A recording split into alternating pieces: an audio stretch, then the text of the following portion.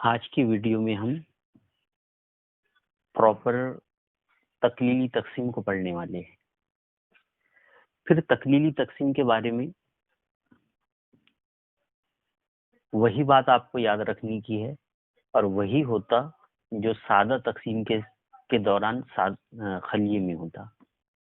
जैसे ये है मियोसिस, मतलब खलिये की तकसीम। इसके पहले इंटरफेज होता। इसके पहले इंटरफेज होता, यानी पहले खलिया मियोसिस में जाने के पहले, तकलीली तकसीम करने के पहले खलिया कुछ देर आराम करता, एक बात। और दूसरी बात, वो डीएनए को, जेनेटिक मटेरियल को, जिससे कि क्रोमोसोम बना हुआ है, उसको डबल करता, ताकि आगे चलकर तकलीली तकसीम के दौरान डीएनए की कमी ना पड़े। जैसा सादा तकसीम में इंटरफेज रहता, वैसा मियोसिस में भी इंटरफेज रहता। फिर एक बात आपको ध्यान में रखने की है कि जैसा माइटोसिस में होता हो, वैसे मियोसिस में भी एक मामला है कि इसके जितने भी मराहिल है, वो तमाम मराहिल की जो लेंथ है, जो उसका अरसा है, वो अरसा ये इंटरफेस के मुकाबले में छोटा है। यानी इंटरफेस ये मरहला बड़ा रहता बाकी मियोसिस के मराहिल के। अब फिर मियोसिस की बात करो। आपको मालूम है कि एक खलिया 2 बार तकसीम होता तकलीली तकसीम के दौरान। पहले एक खलिए से 2 खलिए बनते, और फिर ये बनने वाले 2 खलिए फिर तकसीम होते। इस तरीके से 4 खलिया तैयार होती। यानी मियोसिस के दौरान एक खलिए से 4 खलिए तैयार होते। यहाँ मादरी खलिया 1 है और दुख्तर खलियात 4 है। और फिर आपको मैं कल एक बात बता चुका कि क्रोमोसोम की तादाद यहाँ पर आधी हो जाती। जैसे यहाँ पर अगर ये खलिए में क्रोमोसोम की तादाद 4 थी, तो यहाँ पर 2 हो जाती। और चूंकि दोबारा जब तकसीम होती, ये खलियात जब दोबारा तकसीम होते, तो ये सादा तकसीम के जरिए तकसीम होते। तकलीली तकसीम में, मतलब तकलीली तकसीम का जो दूसरा हिस्सा है, वो बिल्कुल सादा तकसीम की तरह है। यहाँ पर क्रोमोसोम ये रिमेन रहते, जैसे कि वैसे रहते। इससे ये शक्ल से हमारे को ये बात जाहिर होती कि तकलीली तकसीम 2 मराहिल में होती। ये एक मरहला और ये दूसरा मरहला। यानी हम क्या बोल सकते कि ये है मियोसिस फर्स्ट। यहाँ तक एक खलिए से 2 खलिए बनते हैं, और ये 2 खलिए बनने के बाद फिर और ये तकसीम हो रहा, तो 4 खलिए बन रहे। तो ये है मियोसिस 2, ये मियोसिस सेकंड।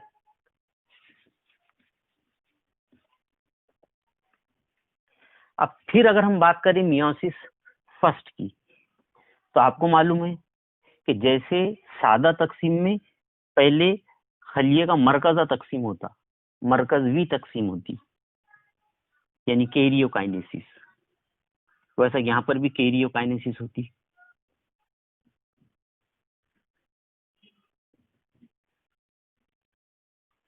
और ये जो कैरियोकाइनेसिस है, ये मियोसिस फर्स्ट का है। ये मियोसिस फर्स्ट में कैरियोकाइनेसिस हो गई, मतलब मरकजा तकसीम हो गया, 2 मरकजे बन गए। फिर उसके बाद में खलियामाई तकसीम होता, यानी खलियामाई की तकसीम, उसको आप बोल सकते साइटोकाइनेसिस।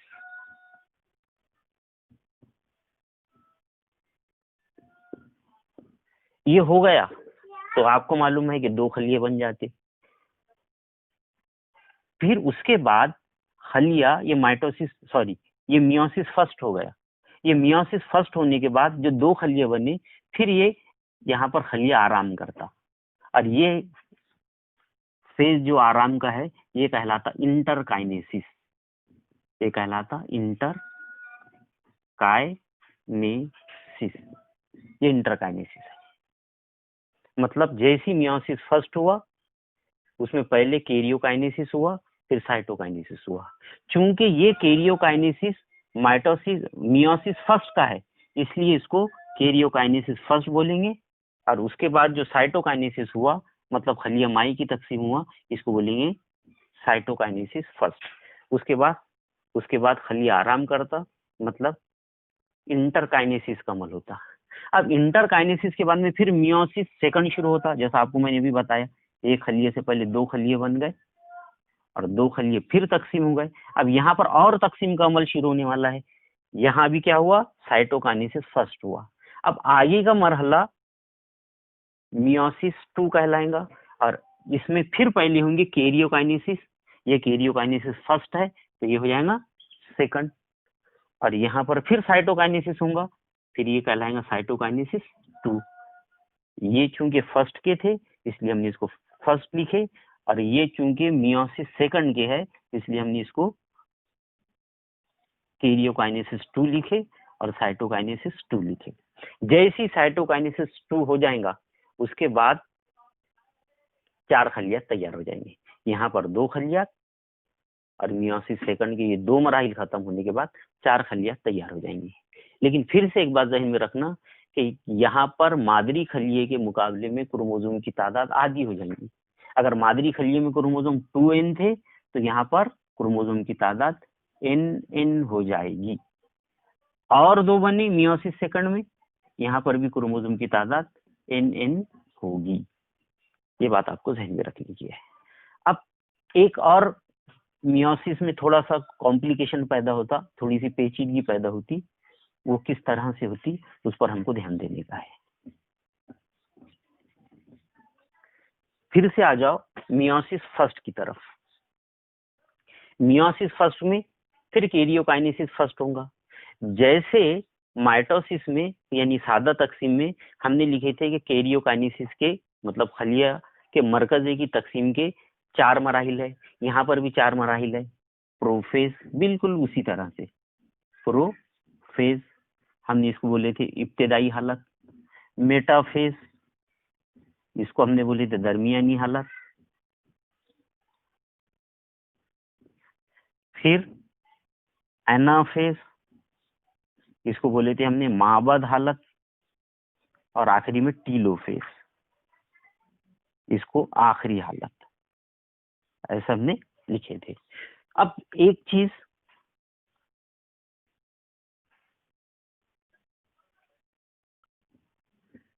क्योंकि ये प्रोफेज, मेटाफेज, एनाफेज और टीलाफेज ये मियोसिस फर्स्ट के है, मियोसिस फर्स्ट के कैरियोकाइनेसिस के है, इसलिए इसको आप फर्स्ट नाम देंगे। मतलब क्या है, ये प्रोफेज फर्स्ट। क्यों? क्योंकि ये मियोसिस फर्स्ट के दौरान हो रहा। मेटाफेज फर्स्ट, एनाफेज फर्स्ट और टीलोफेज फर्स्ट, ये चीज आपको ध्यान में रखनी चाहिए। जैसे ये होगा, फिर होगा के साइटोकाइनेसिस, मतलब खलिया माई की तकसीम, और साइटोकाइनेसिस ये भी कहलाएंगी फर्स्ट। यहाँ पर एक खलिये से 2 खलिये बन जाएंगे। जैसे ये होगा, मैंने बताया आपको, खलिया रेस्टिंग स्टेज में जाएगा, इंटरकाइनेसिस में जाएगा, और उसके बाद फिर मियोसिस सेकंड शुरू होगा। फिर मियोसिस सेकंड में प्रोफेज मतलब इब्तदाई हालत, मेटाफेज दरमियानी हालत, एनाफेज माबद हालत, टीलोफेज बाद की हालत। और यहाँ पर चूंकि ये तकलीदी तकसीम 2 के होंगे, इसलिए यहाँ पर हम प्रोफेज फर्स्ट की बजाय क्या लिखेंगे, prophase second, metaphase second, anaphase second और टीलोफेज भी सेकंड। उसके बाद में फिर जो अमल होगा वो होगा कैरियोकाइनेसिस।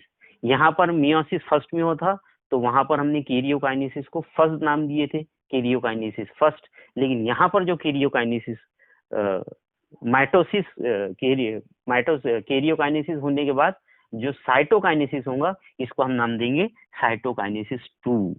यहाँ पर साइटोकाइनेसिस 1 हुआ था, यहाँ पर होगा साइटोकाइनेसिस 2।